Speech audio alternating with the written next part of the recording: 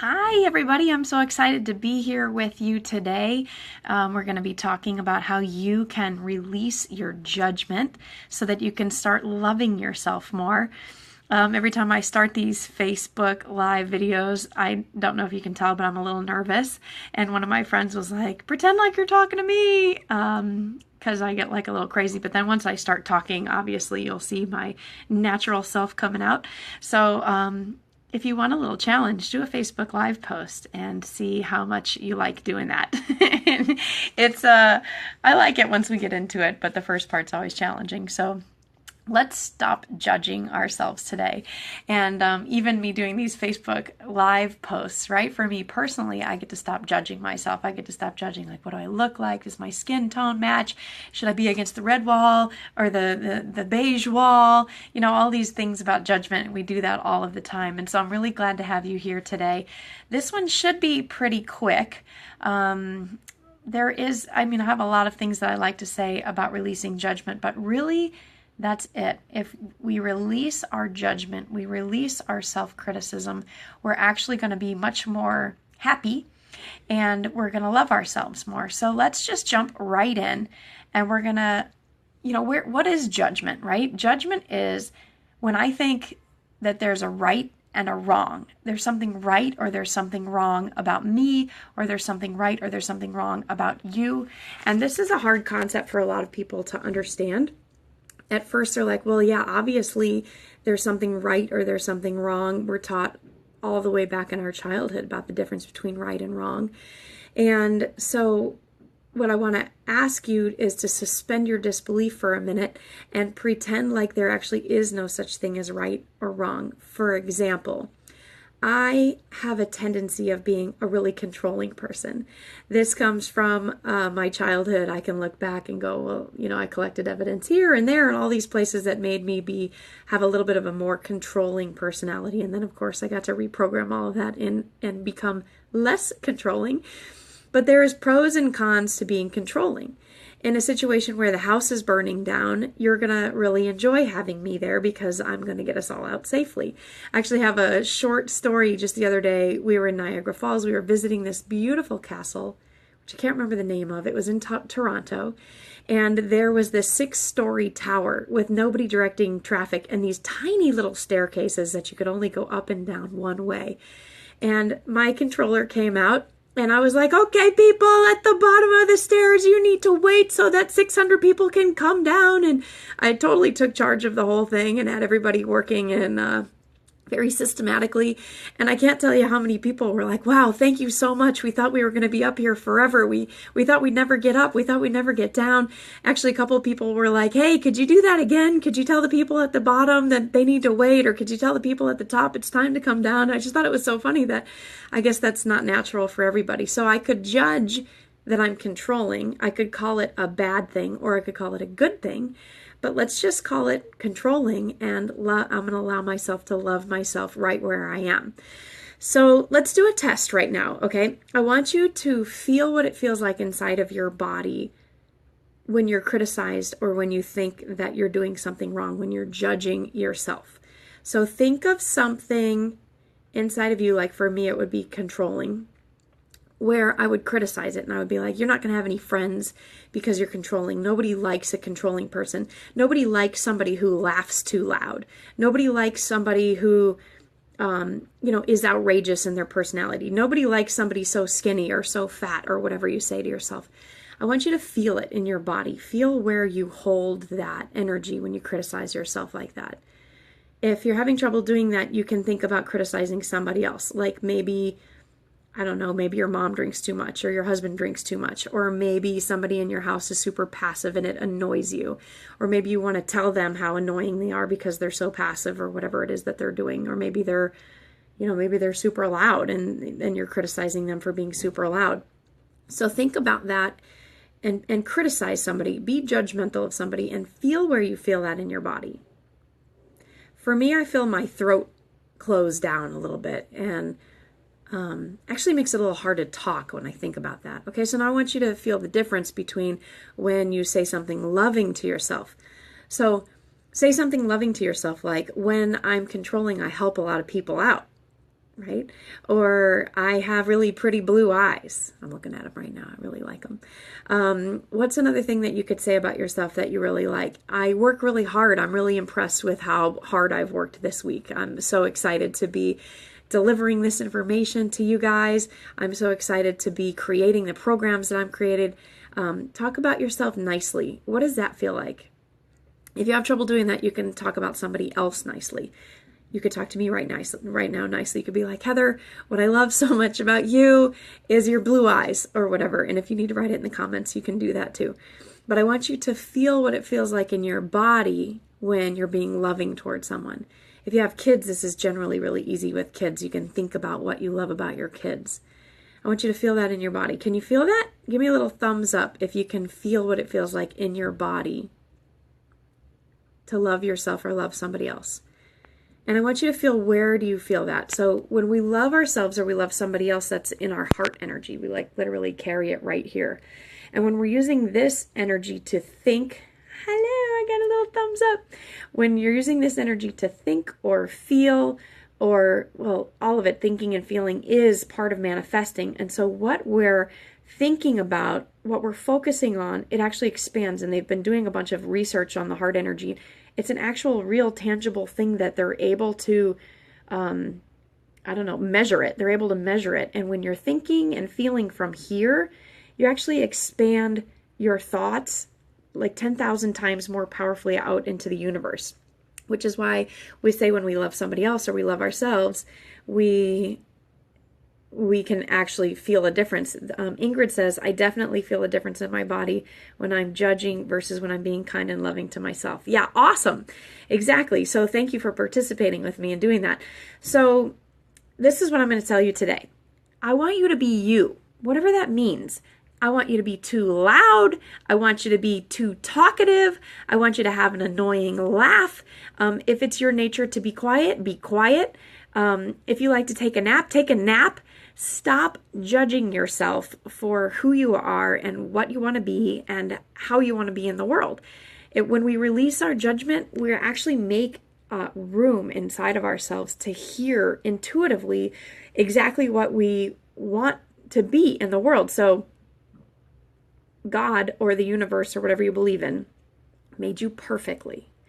And if you release your judgment, you actually open up a space. The way that I feel it or see it is like you're actually opening this door right here. Open the door like this. And God or universe is literally able to dump into you your purpose, what you're meant to do today, what you're meant to do in this moment, like in this exact moment. When you open up your mind and you push those critical thoughts out, it's going to dump in exactly what you're meant to be doing in this moment. We call that mindfulness.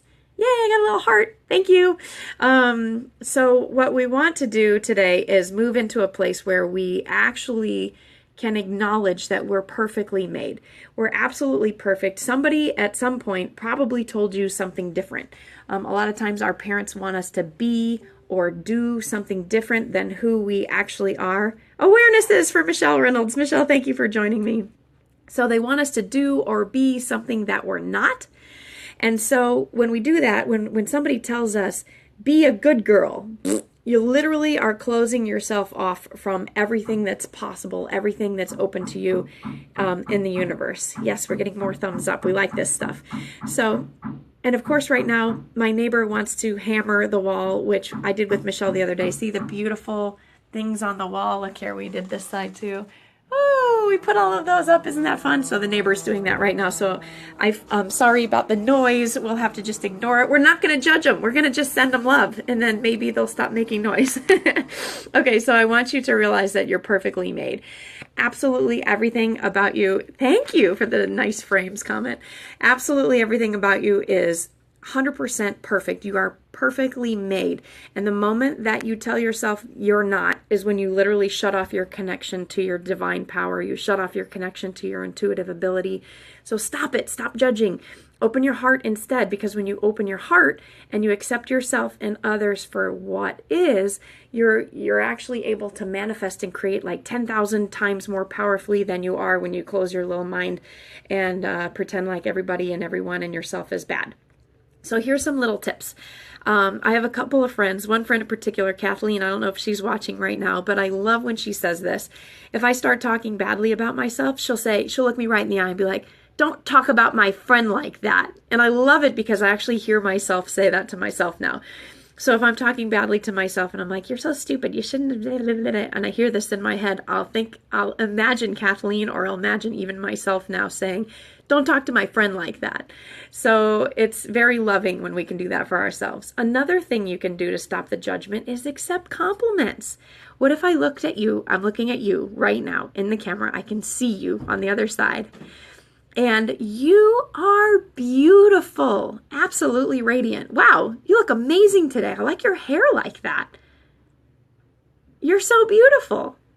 Can you accept that? Can you accept that in? I want you to really take it in. When we allow ourselves to accept the compliments in, then we feel more love towards ourselves and others. Another little tip is we like that one. Don't overgeneralize. Sometimes we'll be like, all black people drive slow. I don't know what people think, but when we overgeneralize, we get ourselves in judgment mode. It's another way of closing down our ability to accept everything in the universe that is offered to us. Don't do that. Don't overgeneralize. And the way to not overgeneralize is to stay present.